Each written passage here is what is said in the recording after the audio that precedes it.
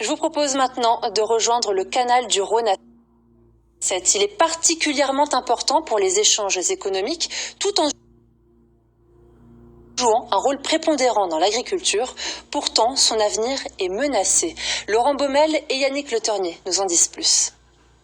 Pour ce dernier numéro de Bleu Occitanie, on vous a emmené ici, à cette écluse, à Saint-Gilles, tout simplement pour évoquer une infrastructure très importante pour la région. Il s'agit du canal du Rhône à 7, 98 km entre le Petit Rhône et 7. Avec moi pour évoquer ce sujet, Jean-Luc Gibelin, vice-président du Conseil régional et également en charge des transports. Jean-Luc Gibelin, bonsoir. Bonsoir. Il y a eu une conférence sur le canal pour parler de l'avenir du canal du Rhône à 7. On sait qu'il est un petit peu menacé. Qu'en est-il aujourd'hui ? Est-ce que la région et l'État ont pris la mesure des travaux qu'il y avait à réaliser aujourd'hui pour ce canal ? Vous savez, pour nous, le canal du Rhône à 7, c'est la moitié du sourire de l'Occitanie avec le canal du Midi. Donc, bien entendu, c'est indispensable d'avoir ce canal. C'est indispensable pour 7, mais c'est indispensable pour la continuité et pour cette dimension du transport fluvial qui est pour nous tout à fait importante. Alors justement, avant d'aller un peu plus loin, je vous propose de regarder ce sujet pour mieux comprendre de l'importance de ces travaux. Le canal du Rhône à 7, c'est une infrastructure qui a 250 ans et qui est un petit peu fatiguée. Regardez. Sur le port de 7, c'est l'heure du chargement. Tourteau de soja pour Hercule. Pierre Ponce pour la péniche Hélios. Alain Delmas aime ses ambiances portuaires. À bord de sa péniche, Marc Langlin, batelier depuis toujours, surveille les opérations. Arrivé par le canal du Rhône à 7, sa marchandise repartira par là, destination Lyon. « 1500 tonnes divisé par 30 tonnes, on est à 50 camions là. » Donc c'est autant de camions qui n'iront pas sur la route grâce à vous. Voilà. Et là encore, on est limité un peu dans le transport parce que le canal est donné qu'à 2,50 m. C'est-à-dire que là, aujourd'hui, on prend que 1500 tonnes. Mais quand je suis dans les plus grandes eaux, on va jusqu'à 2150 tonnes. Le fluvial est la meilleure réponse écologique qui soit en matière de transport. Le port de 7 aimerait d'ailleurs voir la part de ce fret passer à 500 000 tonnes par an. Le canal du Rhône à 7, aujourd'hui, c'est vraiment le trait d'union entre le Rhône et la Saône et la Méditerranée. Donc ça nous permet aujourd'hui de distribuer des marchandises, parce que le vrai client, c'est la marchandise, jusqu'à Pagny, donc c'est essentiel. Le canal du Rhône à 7, long de 98 km, est un ouvrage d'art fatigué.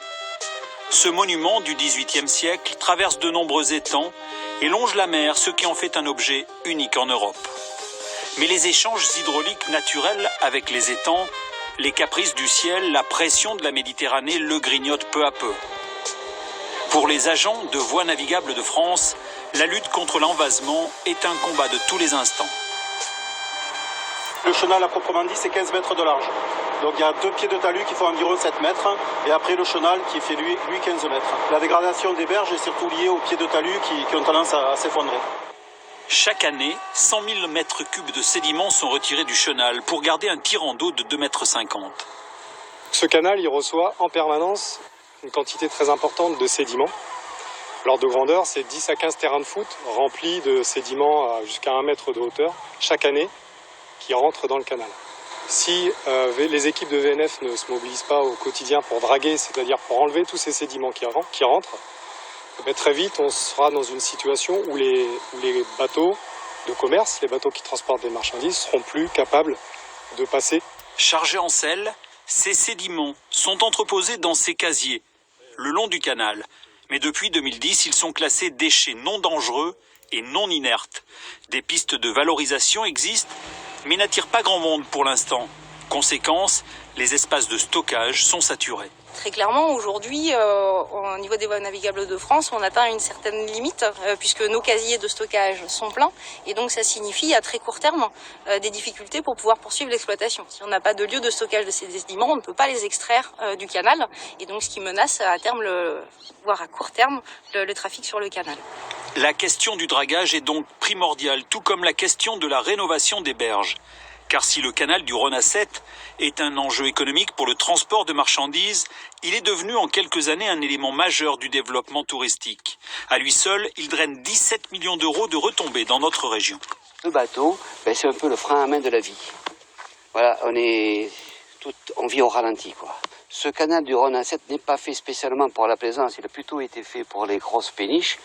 Mais il faut qu'on pense aux plaisanciers parce qu'il y en a de plus en plus. La dernière conférence du canal du Rhône à 7 a fixé les objectifs pour les 6 prochaines années. Il lui a fallu répondre à une double équation écologique et économique. 110 millions d'euros ont déjà été engloutis dans la modernisation d'un ouvrage d'art dont les années sont peut-être comptées. Alors là, on parle du fret, mais il y a aussi le tourisme, il y a aussi l'agriculture qui vit avec ce canal, puisque ce canal irrigue, et il irrigue économiquement 17 millions d'euros par an, à peu près, le tourisme également.